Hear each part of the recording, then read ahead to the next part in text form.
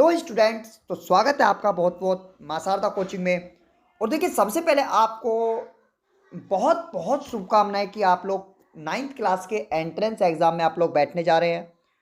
तो देखिए, हमारा जो वीडियो है ये हमारा आया है कि जो कुछ बच्चों ने कहा था कि सर एक शॉर्ट नोट जो हमें मतलब कि एंड टाइम पर जो हमारे काम आ जाएं, इस तरीके का एक हमें बनाकर दीजिए। तो देखिए, हालांकि आपके लिए मैं एक बहुत ही शॉर्ट में आपको साइंस के नोट्स में लेकर आया हूं। तो देखिए, आप उससे थोड़ा सा आपको बहुत मदद मिलेगी, थोड़ी नहीं, आपको बहुत मदद मिलेगी। तो देखिए, एक बार आप जरूर जाकर देखें। तो हम लोग स्टार्ट करते हैं। तो देखिए, हमारा फर्स्ट चैप्टर जो है वो हमारा है फसल। ठीक है भैया, फर्स्ट चैप्टर है हमारा फसल के बारे में है, क्रॉप। ठीक है, हम लोग जिसे क्रॉप कहते हैं। तो देखिए, बहुत ही शॉर्ट में मैं क्वेश्चन मतलब छांट के लेकर आया हूं, जो बहुत मदद करते हैं हर साल। पिछले 5 सालों से लगातार मां शारदा कोचिंग नवोदय की तैयारी कराता है। और जिसको देखिए, अभी आपके लिए बता दें कि नवोदय का सबसे पहले, क्योंकि आप लोग एग्जाम जैसे ही दे के निकलते हैं तो आपको तुरंत नवोदय का जो सॉल्यूशन है वो हमारे आप मतलब कि चैनल से आप देख सकते हैं। बिल्कुल एकदम पिछले 5 सालों से सटीक होता है, एकदम एकदम करेक्ट होता है। और उसी के सामने हम लोग बता देते हैं कि कितने नंबर पर आपका सिलेक्शन होगा। इसलिए चैनल को सब्सक्राइब करके रखना, ठीक है ना, जिससे कि हम लोग जैसे ही लाइव आए या आपको मतलब कि वो वीडियो आए तो आपको तुरंत पता लग जाए। तो फिलहाल चलते हैं फसल चैप्टर पर। सबसे पहला हमारा क्वेश्चन उठता है अभी फसल में कि फसल क्या होती है। तो देखिए, हमारी फसल, हालांकि ऑब्जेक्टिव क्वेश्चन रहेंगे, लेकिन मैंने कुछ इस तरीके से सेट किए हैं कि उसका आंसर आपको, केवल आंसर आपको ज्ञात करना है, ऑब्जेक्टिव आपको वहां पे अपने आप देखने को मिल जाएगा। ठीक है ना, बहुविकल्प के रूप में जो होता है। तो फसल क्या है? तो भैया, फसल वह प्रक्रिया है जिसमें किसी एक पर्टिकुलर क्षेत्र में, जिसमें किसी एक क्षेत्र में, भाई मान लिया हमने हमारे पास क्षेत्र है, इस क्षेत्र में एक ही तरीके के बहुत सारे पेड़ उगाए जाते हैं, वो हमारी फसल होती है। ठीक है ना, ये आप कर सकते हैं। ठीक है ना, आपको ये अच्छे से पता है कि फसल क्या है। ठीक है भैया, अब देखिए आगे आगे हम लोग देखते हैं। ठीक है भाई, देखिए हमारा है दूसरा क्वेश्चन, वह प्रक्रिया जिसमें, जिसके द्वारा पादप मतलब पेड़ अपना खाना स्वयं बनाते हैं। तो भैया, वो है हमारा फोटो फोटोसिंथेसिस, जिसको हम लोग प्रकाश संश्लेषण कहते हैं। प्रकाश संश्लेषण टॉपिक से कई सारे सवाल उठ सकते हैं। प्रकाश संश्लेषण वाले टॉपिक से हमारे सवाल उठ सकते हैं, जैसा कि ये वाला क्वेश्चन है कि प्रकाश संश्लेषण के लिए क्या क्या जरूरी होता है। तो भैया देखिए, प्रकाश संश्लेषण के लिए सबसे पहले जरूरी होता है पानी, क्लोरोफिल। क्लोरोफिल, ये इससे क्वेश्चन उठता है, क्लोरोफिल का जरूर क्वेश्चन आता है नवोदय विद्यालय में, मैं बता दूं। तो क्लोरोफिल होता क्या है ये मैं आपको बता दूं। क्लोरोफिल एक पत्तियों में पाया जाने वाला हरा पदार्थ होता है। हर, देखिए ना, आपने देखो ना, पत्तियां जिसके कारण हरी होती हैं वही क्लोरोफिल होता है। ठीक है ना। और देखिए, इसका ये फर्स्ट पार्ट है मैं जो आपको करा रहा हूं अभी। इसके बाद हो सकता है आप रात को 10 बजे तक मेरे साथ बने रहिए, मैं आपको इसके और भी कई सारे पार्ट अभी लेकर आने वाला हूं। ठीक है ना, आज के ही इस लेक्चर में। ठीक है, जितना हो सकता है मैं आपकी साइंस की तैयारी में पूरी कराऊंगा। ठीक है ना, बाकी और कोई तो करानी अभी संभव नहीं है, फिलहाल आपको इसकी तैयारी पूरी कराएंगे। देखिए, सबसे पहले आपको मैं बता दूं कि क्लोरोफिल क्या होता है। तो क्लोरोफिल हमारा भैया, क्लोरोफिल हमारा एक हरा कलर का वो होता है जो पत्तियों में पाया जाता है। ठीक है ना, जो पत्तियों में ग्रीन कलर का पाया जाता है। ठीक है ना, उसको हमारा क्लोरोफिल होता है। क्लोरोफिल, देखिए उसके बाद एक क्वेश्चन और उठ जाता है इसी इसी टॉपिक से कि जो पत्तियों में छोटे छोटे छेद होते हैं, मतलब कि जो पत्तियों में छोटे छोटे छेद होते हैं, माइक्रोस्कोप से वो देखे जाते हैं, उनको क्या कहते हैं। तो भैया, उन्हें स्टोमाटा कहते हैं इंग्लिश में, और रोम छिद्र कहते हैं हिंदी में। ठीक है, तो ये हमारा होता है स्टोमाटा। ठीक है, उसके बाद देखिए एक और क्वेश्चन देख सकते हैं। क्वेश्चन है हमारा ये वाला, किसी किस जीव के द्वारा, किसी जीव के द्वारा स्वयं भोजन तैयार करना क्या कहलाया जाता है। देखिए, जब कोई जीव अपना भोजन स्वयं तैयार करता है तो उसको हम लोग कहते हैं कि स्वयपोषी। ठीक है ना, मतलब कि ऑटोट्रॉपिक। ऑटोट्रॉपिक का मतलब होता है स्वयपोषी, मतलब वो अपना खाना खुद बना सकते हैं। अब क्वेश्चन इसमें उठ सकता है कि स्वयपोषी कौन होते हैं भाई। तो स्वयपोषी हमारे जो पौधे होते हैं जिनमें जिनमें मतलब कि क्लोरोफिल पाया जाता है। अभी क्लोरोफिल के बारे में हम लोगों ने बात करी, तो जिन प्लांट्स में मतलब क्लोरोफिल पाया जाता है वो स्वपोषी होते हैं, मतलब अपना खाना खुद बना सकते हैं। देखिए अगला क्वेश्चन देखेंगे। अगला क्वेश्चन है हमारा, देखिए पता नहीं के बीच में क्या आ गया हमारे, इसके बीच में, चलो। वह प्रक्रिया जिसमें जीव अपना भोजन स्वयं नहीं बनाता है। तो भैया वह प्रक्रिया बतानी है जिसमें जीव अपना भोजन स्वयं नहीं बनाता है। एक मिनट पे, ये हमारा जा नहीं रहा है अभी, चलिए इसमें जो भी हुआ ये।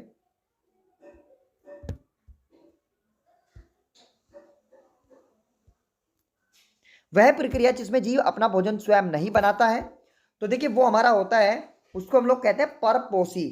परपोषी कहते हैं, मैं यहां इसको लिख देता हूं, परपोषी, ठीक है ना, या फिर हेटरोट्रॉपिक हम लोग उसको कहते हैं। क्वेश्चन है अगला, एग्रीकल्चर किन दो लैटिन शब्दों से लिया गया है। तो देखिए जो एग्रीकल्चर है वो एग्री प्लस कल्चर से लिया गया है। अब अगला क्वेश्चन इसमें उठ सकता है, एग्री और कल्चर शब्दों का अर्थ क्या है। एग्री का मतलब होता है मैदान, और कल्चर का मतलब होता है कल्टीवेट, मतलब उसको विकसित करना, किसी मैदान को विकसित करना, वो एग्रीकल्चर कहलाता है। अगला क्वेश्चन इसमें हो सकता है, हमसे कह रहा है रबी की फसल को, देखिए बहुत इंपॉर्टेंट क्वेश्चन होता है ये, रबी और खरीफ की फसल से जो क्वेश्चन उठता है वो आपको अक्सर पूछा जाता है। रबी की फसल को कब से कब तक कहा जाता है, तो आप इसको ध्यान रख लीजिए। रवि, मैं आपको शॉर्ट ट्रिक सिखा रहा हूं। रवि का मतलब होता है जब सूरज, रवि देखिए सूरज कहते हैं रवि को, तो जब सूरज निकलता है, सूरज कब निकलता है भैया, सुबह को नहीं, मैं जाड़ों की बात कर रहा हूं। जाड़ों के बाद जब ठंड पड़ती है, सर्दियां, तो सूरज कब निकलता है, फरवरी मार्च में बाहर निकलता है, ठीक है ना। तो इसका मतलब ये फसल फरवरी मार्च में काटी जाती है। अब इससे आप लोग ध्यान रखिए, आपको कभी नहीं भूलोगे, फरवरी मार्च में काटी जाती है तो इसका मतलब सितंबर अक्टूबर में वो बोई गई होंगी, तो आपको एक ध्यान हो जाएगा। बाकी खरीफ आप बता सकते हैं, जो मार्च के बाद मतलब अप्रैल मई में जो मतलब बोई जाए, और जो अगस्त सितंबर में काटी जाए वो हमारी खरीफ की हो जाएंगी। बहुत आसान है, इसको देखिए एक बार और देख लीजिए आगे। अब हमारा अगला क्वेश्चन है, अगले क्वेश्चन में कह रहा है कि रबी की प्रमुख फसलें हैं। बहुत अच्छा क्वेश्चन होता है और आता है। देखिए रबी की जो फसलें हैं वो आपको पता लग जाएगा कि सर्दियों में कौन कौन सी फसलें बोई जाती हैं, क्योंकि आपको जब उससे वो ध्यान में आ जाएगा, ठीक है ना। तो देखिए रबी की जो फसलें हैं वो गेहूं, चना, मटर, सरसों, अलसी आदि, जो देखो इन दिनों में काटी जा रही हैं, आपको ध्यान में भी आ जाएगा, गेहूं काटे जा रहे हैं इस समय पर, ठीक है ना। ओके, खरीफ की फसल का समय अंतराल क्या है। देखिए खरीफ का वो आ गया जून से सितंबर, अभी मैंने कहा था ना, जून से सितंबर, ठीक है ना, अप्रैल मई जून, जून में बो दीजिए और सितंबर अक्टूबर में काट लीजिए, ठीक है। ओके, खरीफ की प्रमुख फसल कौन सी है भैया, तो खरीफ की जो प्रमुख फसल होती है वो हमारा धान, मक्का, सोयाबीन, कपास, मूंगफली, बाजरा आदि, ठीक है ना, ये सब हमारी होती है। अब देखिए ये तो बेसिक क्वेश्चन हो गया कि जो हमारा उठता है, उसके बाद उठता है हमारा मतलब कि जो खेती करने के लिए जो हमारे उपाय शुरुआती दौर पर किए जाते हैं। तो भैया क्या उपाय किए जाते हैं, आपको भी पता होगा, हर बच्चा लगभग किसान परिवार से है। सबसे पहले मिट्टी को तैयार करते हैं, भाई हमारा जो खेत होता है उसमें झाड़ फूस वगैरह जितना जरा घास फूस होते हैं उसको काटा जाता है, उसके ऊपर कल्टीवेटर वगैरह मतलब कि वो चलाए जाते हैं, उसके बाद मिट्टी को तैयार किया जाता है, बीज वगैरह जाते हैं, ये सब होता है। तो इससे भी क्वेश्चन हमारा उठता है फसल वाले चैप्टर से। तो देखिए फसल वाले चैप्टर से हमारा क्वेश्चन उठ रहा है, तो वो हमारा ये हो सकता है, मिट्टी को उल्टने पलटने की प्रक्रिया क्या कहलाती है।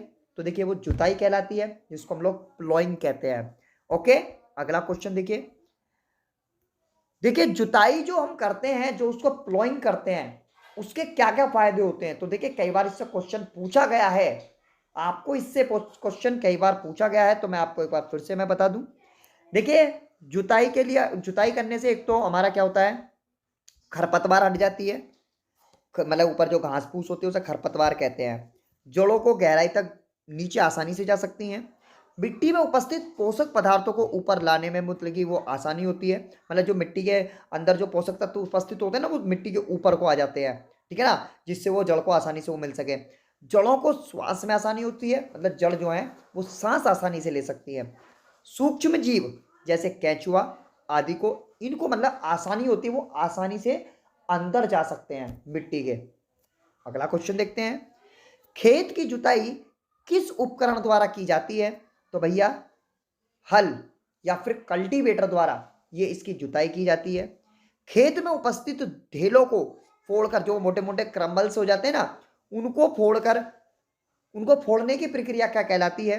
तो ये लेबलिंग कहलाती है, जिसे हम लोग समतल करना कहते हैं। अगला क्वेश्चन हमारा हो सकता है कि किसान का मित्र किस जीव को कहा जाता है? बहुत इंपॉर्टेंट होता है। तो किसान का मित्र केंचुए को कहा जाता है भैया। किसको कहा जाता है? केंचुए को। भूमि को समतल करने के क्या क्या फायदे होते हैं? देखिए अभी मैंने पीछे बताया कि भूमि को लेवल किया जाता है, तो देखिए लेवल करने के भी फायदे से कई बार क्वेश्चन उठ जाता है। लेवल करने से एक तो मिट्टी ढीली हो जाती है, मृदा अपरदन रुकता है, मतलब ऊपर से लेवल हो जाता है ना, तो थोड़ा आंधी, कोई आंधी वगैरह आएगी तो मिट्टी को नहीं उड़ाएगी। सिंचाई के समय जो पानी होता है, जब हम लोग पानी लगाते हैं ना खेत में, तो वो लेवल करने से पानी जो है वो पूरे खेत में आसानी से चला जाता है, इधर उधर जहां भी जाना है इक्वल मात्रा में चला जाता है, तो इसलिए आवश्यक होता है। अगला क्वेश्चन है, भूमि को समतल किस उपकरण द्वारा किया जाता है? तो देखिए भूमि को जब समतल किया जाता है, एक लोहा या लकड़ी का एक पाटल होता है जो ट्रैक्टर के पीछे लगा हुआ होता है, ठीक है ना, जिसे मांझा भी कहते हैं हम लोग नॉर्मल भाषा में, ठीक है ना, मांझा कहते हैं। ओके, अगला कह रहा है कि खेत में बीज बोने की प्रक्रिया कहलाती है। खेत में बीज बोने की प्रक्रिया कहलाती है भैया, तो बताइए क्या कहलाती है? बुआई कहलाती है भैया। क्या कहलाती है? बुआई, ठीक है ना। खेत में बीज बोने की प्रक्रिया हमारी बुआई कहलाती है।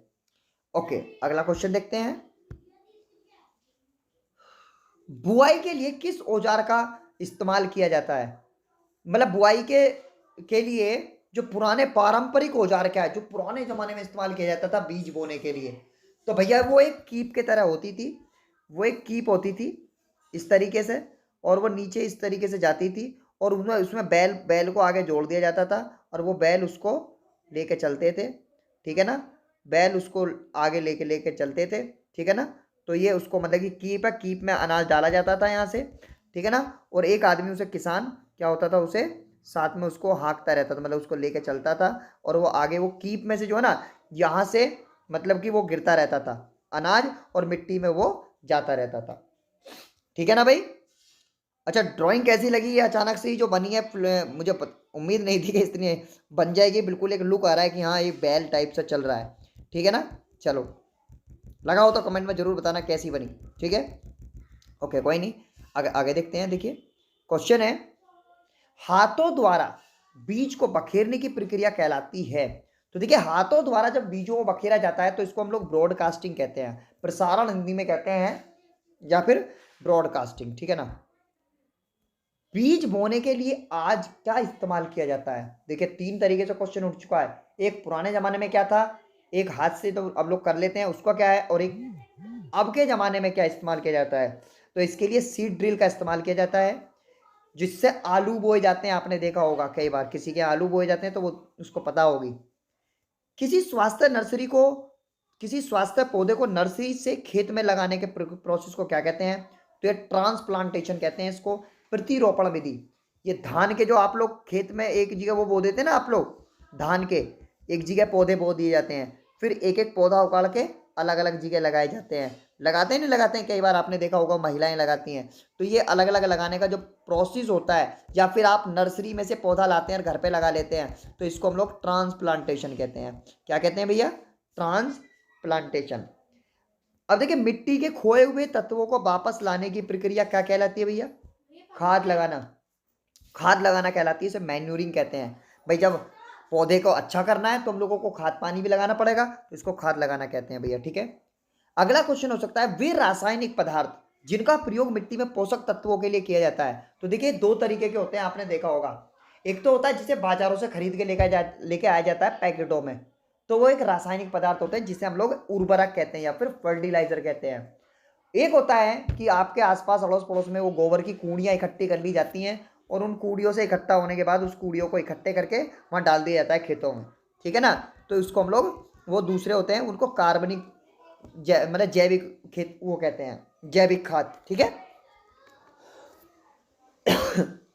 अगला क्वेश्चन है, उर्वरक किन पोषक तत्वों की पूर्ति करता है? देखिए यदि आपको ये वीडियो हेल्पफुल लगे तो मुझे बता देना, मैं आपको और भी चैप्टर्स की मैं अभी आपको मैं वीडियो प्रोवाइड करा दूंगा, लेकिन आप कमेंट में एक बार कमेंट कर देना। उर्वरक किन पोषक तत्वों की पूर्ति करता है? और यदि आपके एग्जाम में इसमें से क्वेश्चन लगता है तो कल को मुझे कमेंट करके जरूर बताना कि सर आपके यहाँ से क्वेश्चन लगा था, ठीक है ना, क्योंकि लगता है हर साल। उर्वरक किन पोषक तत्वों की पूर्ति करता है? तो देखिए, जो फर्टिलाइजर होता है उससे नाइट्रोजन, फॉस्फोरस और पोटेशियम की पूर्ति होती है, जो मिट्टी के लिए जरूरी होता है। ध्यान रखना, खेत में पानी लगाने का प्रोसेस क्या कहलाता है भैया? सिंचाई कहलाता है, इरिगेशन कहलाता है। सिंचाई के पारंपरिक स्रोत हैं। सिंचाई के पारंपरिक स्रोत का मतलब होता है कि भैया जो पुराने जमाने से इस्तेमाल किए जा रहे हैं, तो भैया वो कौन कौन से किए जा रहे हैं? एक तो मोट है, ढेकली है, चेन पंप है और रहट आदि हैं, ठीक है ना, ये पारंपरिक हो जा रहे हैं। सिंचाई के स्रोत हैं भैया, सिंचाई के स्रोत बताने हैं आपको। देखिए, आज के दौर में कुएं से लगाया जाता है, जलकूप से लगाया जाता है, तालाब से लगाया जाता है, झील से लगाया जाता है, नदियां, बांध और नहर आदि से लगाया जाता है पानी, ठीक है ना, बिल्कुल आप लोग कर सकते हैं। देखिए अगला, सिंचाई की आधुनिक विधियां हैं। देखिए आज के दौर में आधुनिक विधियां, क्योंकि आधुनिक बहुत समाज होता जा रहा है हमारा, मतलब नई नई मशीनों का इस्तेमाल किया जा रहा है, तो इसी चीज़ में एक नया मशीन आई है, वो है आपकी, एक तो छिड़काव, वो फव्वारे लगा दिए जाते हैं, फव्वारे, उसे छिड़काव तंत्र कहते हैं। स्प्रिंकल सिस्टम, एक होता है ड्रिप सिस्टम, मतलब पाइपलाइन बिछा दी जाती है और वहाँ से बूंद बूंद बूंद बूंद करके पानी उसके जड़ तक पहुँचता है, उसको ड्रिप सिस्टम कहा जाता है भैया। खेत में उगने वाले अवांछित पौधे कहलाते हैं। देखिए, आपने कभी फसल बोई हो या फसल देखी हो तो उसमें आपने देखा होगा, यदि हम लोग गेहूं उगा रहे हैं तो उसमें आपको एक अलग से वो मिल जाता है जिसे बथुआ कहते हैं। मतलब किसी भी फसल के साथ यदि कोई अलग पेड़ हो जाता है तो उसको हम लोग अवांछित पदार्थ कहते हैं, पादप कहते हैं, तो उसको हम लोग खरपतवार कहते हैं, ठीक है ना। इसमें खरपतवार लिख गया, लेकिन खरपतवार होता है। खरपतवार हटाने के लिए भी देखिए बहुत सारे उपकरण का इस्तेमाल किया जाता है, तो उसमें ट्रैक्टर होता है, फावड़ा होता है, खुरपी होता है, इससे आप लोग उसे हटा सकते हैं। खरपतवार हटाने के लिए कई बार क्या होता है कि उसमें छिड़काव किया जाता है, तो उसको हम लोग कहते हैं, उसको विडीसाइड्स कहते हैं, खरपतवार नाशी कहते हैं। ये भी आपका क्वेश्चन उठ जाता है। एक ये क्वेश्चन बहुत उठता है आपका, 2,4-D क्या है? तो 2,4-D एक खरपतवार नाशी है, एक ये दवाई है जिसका खरपतवार हटाने के लिए इस्तेमाल किया जाता है। अगला क्वेश्चन है कि फसलों को पकने के बाद काटने की प्रक्रिया क्या कहलाती है? देखिए, फसल जब पक जाती हैं तो उसको जब उसको मतलब काटते हैं तो उसको हम लोग कटाई कहते हैं, इंग्लिश में हार्वेस्टिंग कहते हैं। अब कटी हुई फसल है हमारे पास, अब वो कह रहा है कि कटी हुई फसल से मशीन द्वारा बीज या दोनों को अलग करना कहलाता है, तो वो थ्रेसिंग होती है भैया। जो कटी हुई फसल होती है ना, तो उसको अलग करना थ्रेसिंग कहलाता है। अब ये थ्रेसिंग जो है कभी कभी फटक कर भी की जाती है, मतलब देखा ना आपने कि कई बार महिलाएं क्या है, वो अनाज को हवा में उड़ाती रहती हैं, तो वो एक साइड को जाके गिरता रहता है और जो दाल वगैरह होती है वो नीचे आके गिरता रहता है। इसको हम लोग विनोइंग कहते हैं इंग्लिश में, और हिंदी में फटक कर कहते हैं। कटी हुई फसल को लंबे समय तक रखने के लिए कहलाता है, देखिए कटी हुई फसल को लंबे समय तक रखना कहलाता है भंडारण, ठीक है ना, भंडारण कहलाता है। अब भंडारित फसलों को कीटों व चूहों से बचाने के लिए इस्तेमाल किया जाता है। तो देखिए, अब हमने क्या है, घरों में उस फसल को ले आते हैं और उसको घर में रखते हैं, तो घर में रखना उसको भंडारण कहलाता है। लेकिन घरों में या बड़े बड़े भंडार गृह होते हैं जहाँ पे आप लोग को इसको रख सकते हैं, तो उसको हम लोग कृंतकनाशी या फिर कीटनाशी कहते हैं, लगाते हैं पहले, जब उसको रखा जाता है, नहीं तो ये हमारी फसल को खा जाएंगे। उच्च पैमाने पर जब इसका भंडारण किया जाता है, मतलब जब बड़े पैमाने पर ये भरी जाती हैं, जहाँ पर उन्हें भंडार या साइलो कहते हैं या फिर भंडार गृह कहते हैं। फसलों को अधिक विकसित किया जा सकता है, तो देखिए पादप रोकथाम से, उत्तम बीज इस्तेमाल से, या मिट्टी की गुणवत्ता बढ़ाकर, या अच्छी मतलब कि भंडारण सुविधा बढ़ाकर, और फसल से कीड़े से बचाकर। देखिए सारी ही चीज़ें ये हैं कि जिससे आप फसल का उत्पादन बढ़ा सकते हैं। इसी चैप्टर का भी सेकंड पार्ट और जरूरी है, जिसमें आपको विटामिन वगैरह के या फिर आपको हेल्थ रोगों से संबंधित क्वेश्चन उठते हैं, लेकर आ रहा हूँ बिल्कुल इसके बाद। तब तक आप इसको देखिए, इसके नोट्स से आप याद करिए, बाकी लाइक करिए, सब्सक्राइब करिए अगले चैनल के लिए, और देखिए रिजल्ट और आपका कल का सॉल्यूशन सबसे फास्टेस्ट मासारदा कोचिंग देता है पिछले 5 सालों से, और वो इस बार भी देगा, तो चैनल को सब्सक्राइब करके रखिए। Thank you very much, good bye.